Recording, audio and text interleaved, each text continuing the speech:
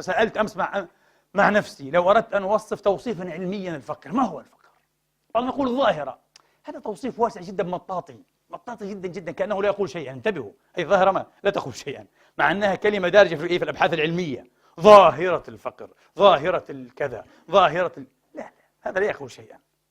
توصيف أدق أعمق شوي، ماذا نقول؟ مصيبة الفقر ليست مصيبة قرآنيا. المصيبة تقريبا التي يعني للقدر إسهام واضح فيها، وللإنسان أيضا إسهام، لكن القدر يتدخل هنا. لا، هذه ليست مصيبة، بلية، كارثة.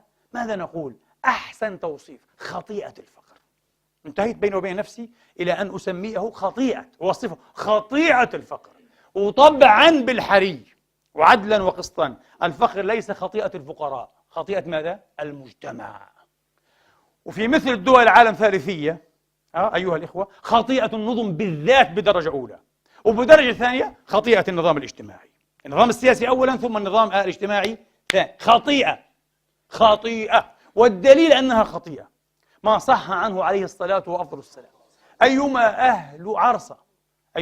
أهل عرصة أصبحوا وفيهم امرؤ جائع فقد برئت منهم ذمة الله. الله أكبر.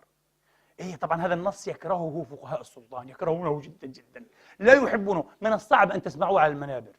انتبهوا، وإذا سمعتموه مباشرة يكرون عليه بتأويلات وتمحلات وتعلات ومجازات وتشبيهات واستعارات وكنايات تفرغه من مضمونه.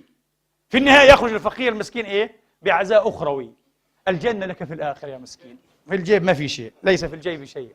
الجنة لك في الآخرة، أنت هنا لا شيء لك، وبالعكس حسنة لك، شيء طيب أنك محروم، أفضل لك يا أخي، لأن الإنسان يطغى، أراه استغنى، تريد أن تطغى تصبح طاغية. هكذا يكذبون على الله.